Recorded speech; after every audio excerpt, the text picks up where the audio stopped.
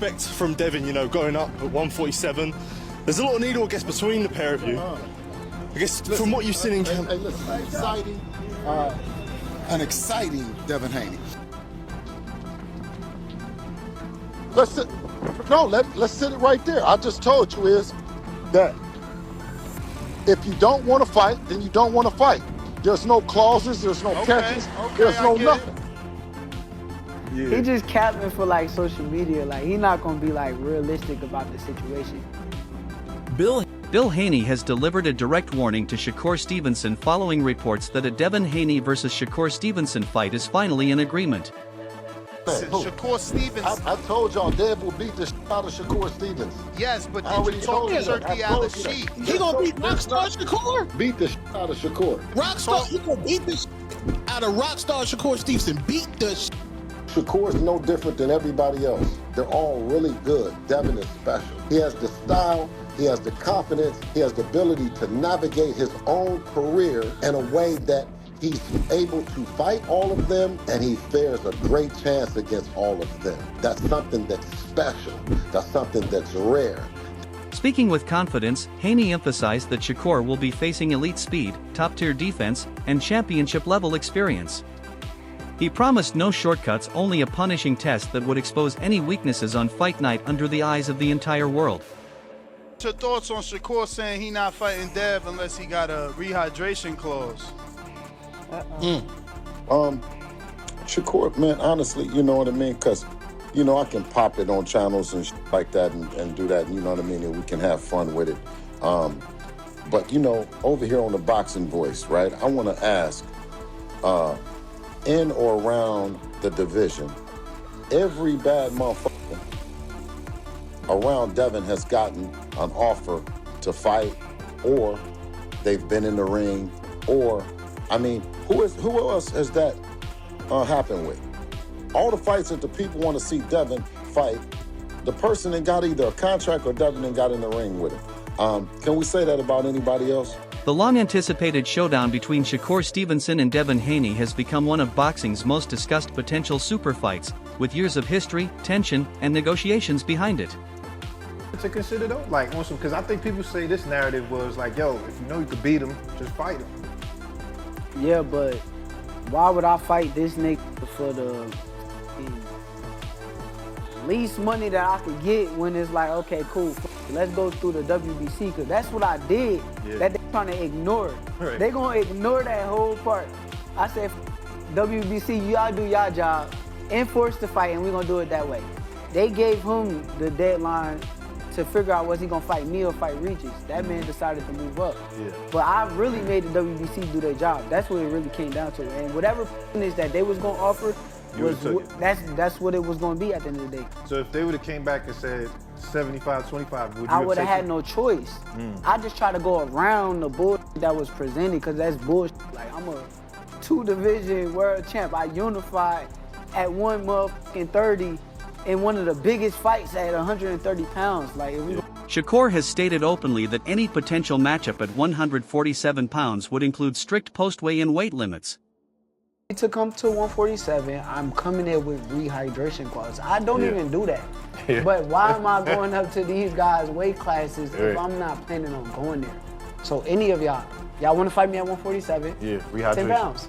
10-pound rehydration. Like the IBF rule, basically. You got to understand, that means on fight night, when we get in the ring, they're going to be 157, maybe 158. Max. No bigger than 160 that night.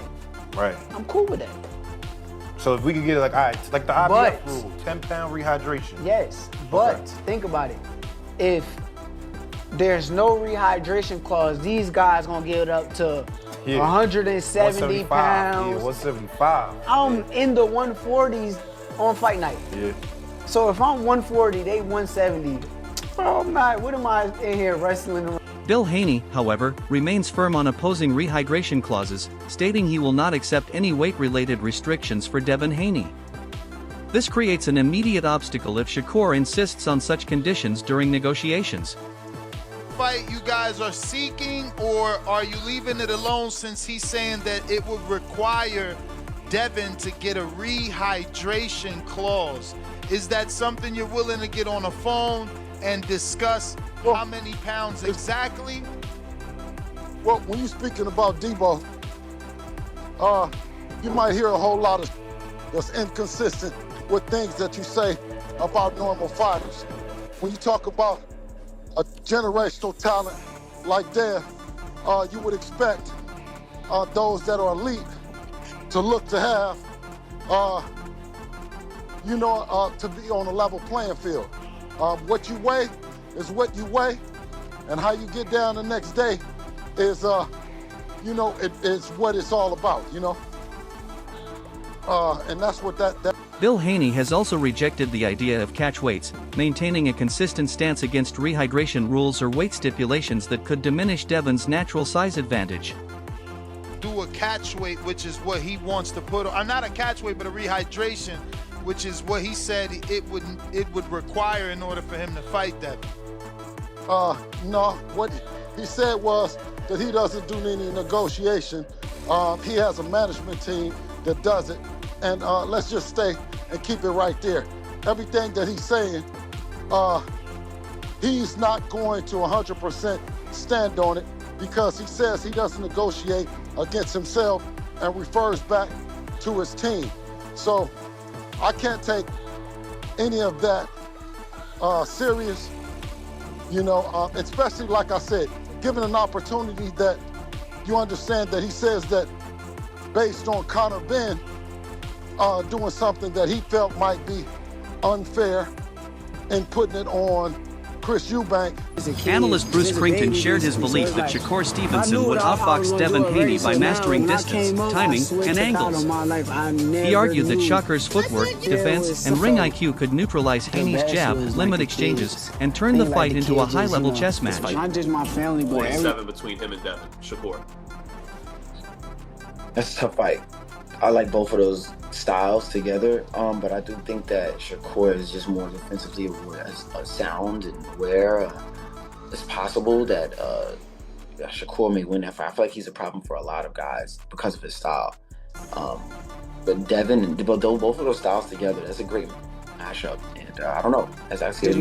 Many analysts agree that Shakur Stevenson has all the qualities needed to become boxing's next major star: technical brilliance, elite defense, and exceptional ring intelligence, traits increasingly valued by fans who admire skill over power. Conor Ben, there's a lot of fights that Shakur can be involved in and beat all these dudes, man. Beat all of them. Has a chance of beating all of them, right? And solidifying, his mark in the sport. Being, the great of his generation. When Crawford left, I told y'all that, Shakur was the next guy on the throne. And I truly wholeheartedly still believe that. I know there's guys that has worked with Shakur in the past that swear up and down. Oh, I even forgot Murataya. Murataya's there too. Guys like Andy Cruz. I mean, there's a lot of talented guys that people respect that Shakur has the ability to. Shakur's disciplined approach and tactical mindset set him apart, making him a potential defining figure in the sport's future as he continues adding major wins while keeping his undefeated record intact. That's guys are putting that on his resume, man. We talking about legendary status. We talking about Mount Rushmore type of stuff, because all these guys are the elite guys of this generation, and people respect them. And if Shakur was to beat them, he's going to definitely make his mark heavy in the sport and become extremely popular, even more popular than what Terrence Crawford is right now. And I feel like Shakur can be that face of American boxing that, we've always had. We have Floyd Mayweather. I think he can be as popular as Floyd Mayweather, if not more popular than Floyd Mayweather. So I don't know, man. Guys, tell me what you think. Am I tripping? But there's a lot of potential matchup for Shakur. A Shakur Stevenson versus Devin Haney fight promises to be a true mega event for boxing, featuring two undefeated, technically gifted fighters hungry to cement their legacies. This matchup would deliver elite strategy, skill, and excitement, capturing global attention and shaping a new era for the sport. I've been saying, 3-division world champion, former undisputed lightweight, former WBC junior welterweight, and reigning WBO welterweight world champion, first ballot Hall of Famer once he retires, superstar boxer, top 5 pound-for-pound best fighters in the world, Devin "The Dream" Haney, 33 wins, no loss and no draw, 15 wins by way of knockout. He calls out another first ballot Hall of Famer of his era. Ironically enough, Devin Haney is 27, and the person he calls out is 28 years old, who's another first ballot Hall of Famer, Olympic silver medalist, 4-division world champion, former unified super featherweight, who simultaneously up until yesterday held the WBC 135-pound title and the WBO 140-pound junior welterweight title. At the same time, superstar boxer, 4-division champion, who will be a first ballot Hall of Famer, Shakur Stevenson, who has 25 wins, no losses, no draw, 11 wins by way of knockout. So Shakur Stevenson and Devin Haney, as I said, and Devin Haney confirmed it as you see there, this is the next super fight in the sport of boxing. Devin Haney has established himself as one of boxing's most technically accomplished fighters, praised for his sharp reflexes, pinpoint accuracy, and methodical control inside the ring. Analysts like Bernie highlight his speed, discipline, and strategic approach as key qualities that make him a serious threat to even the most decorated champions. Some of the best moments When of my comparing life, to be Haney and honest. Stevenson, both highly skilled, highly intelligent fighters, the significance of a potential matchup becomes even greater. Bernie emphasized that their clash would showcase elite strategy, resilience, and technical mastery, making it a must-see moment for fans worldwide. Because now Shakur is a 4-weight world champion. Devin is a 3-weight world champion. Devin was undisputed, but now Shakur is a 2-time lineal champion. So he's a 2-time Ring Magazine winner. 2-time unified champion. If you want to add the ring, as far as with the WBO, he was unified at 130. So he's a 2-time unified champion, 2-time lineal champion. Beat a guy like Teofimo Lopez, who rises to the occasion. Had a close fight with George Kambosos. You can make a claim that he was fighting out of frustration or out of emotion, and that was it. He was in his prime too, Josh Taylor seemed to be drained at 140. Not taken away from Devin, but he was already moving up to 47, they were saying. Lomachenko was a little older and smaller. So, Trainer Greg Hackett argues that Shakur is intentionally delaying the fight because he knows Devin brings the same elite skill set to the ring. According to Hackett, Haney's speed, defense, discipline, and ring IQ mirror Shakur's strengths, eliminating the stylistic advantages Shakur typically relies on. He suggested that Shakur prefers opponents who are slower or more aggressive fighters he can easily control. Devin, however, would force a difficult, mistake-free chess match for 12 rounds. Hackett believes the risk-to-reward ratio doesn't favor Shakur, making the fight far more dangerous than many fans realize. Something for him, but he got something for Dev. It's a great fight. He know Dev. He know he could possibly lose to Dev. There's things that Dev understand about boxing that Shakur understand, and he wouldn't be able to just take full advantage of Devin Haney. You know what I mean? They both got an education. That's what I'm saying. This comes down to education. That's why Floyd and them used to yell, skills pay the bills. Skills pay the bills. You know what I'm saying? You got to really be in the gym working on your skills package. A lot of these dudes ain't working like they think they working. You know what I'm saying? They in the gym, they sweating. You know what I mean? They working hard, but the information that's being transferred to them is bullshit information, and it's showing in the fights. But who am I? Arms, you think for the 5-piece, why everybody want to see Shakur and Devin when Keyshawn called him out? All of those is great fights. Still, many experts argue that Shakur isn't avoiding Haney, he's simply targeting bigger legacy-defining opportunities. Reports indicate he has explored the possibility of fighting Conor Benn, signaling his pursuit of major, high-profile matchups rather than just the next available challenger. Stevenson appears focused on long-term legacy building, carefully selecting opponents who elevate his reputation. This strategy has sparked debate. Some praise his ambition, while others criticize potential delays caused by avoiding specific matchups. Shakur's been getting a lot of flack because fans feel like that Shakur is ducking Devin Haney. How do I feel about Shakur ducking Devin Haney? I don't think it's true. I don't think it's a thing. Shakur said he's going to go up, put a rehydration clause on the man to fight him. Is Devin Haney going to take a rehydration clause to fight? If not, I don't think so. So why are we even having the debate about him fighting Devin? It's not like he's fighting a champion to get a random accolade like a belt or something, you know? So it's really irrelevant to even bring up why Shakur is not fighting Devin. He's fighting Conor Benn because he feels like he needs to fight Conor Benn because he disrespected him or whatever the case may be. It's really nothing to it. Fans are trying to put Devin and Shakur against each other. I would love to see the fight, but it's Shakur has made it clear he aims to achieve greatness and isn't intimidated by tough challenges. Addressing critics who question whether his size is suitable for 147 pounds, he confidently stated that skill, speed, defense, and ring IQ matter more than physical dimensions. Shakur emphasized strategy, preparation, and adaptability as the keys to his success. By responding directly to doubters and expressing willingness to chase big fights, he shows both confidence and a clear vision, signaling he intends to prove critics wrong and leave a lasting mark on the sport. Big money fights. I like proving that I'm the best, and I like doing things that people say I can't do. There's a lot of people that will say that I'm too little for Conor Benn, and I can't do it, so it makes for a tremendous fight. It's gonna be a good beef. I like the beef. I like the story behind it.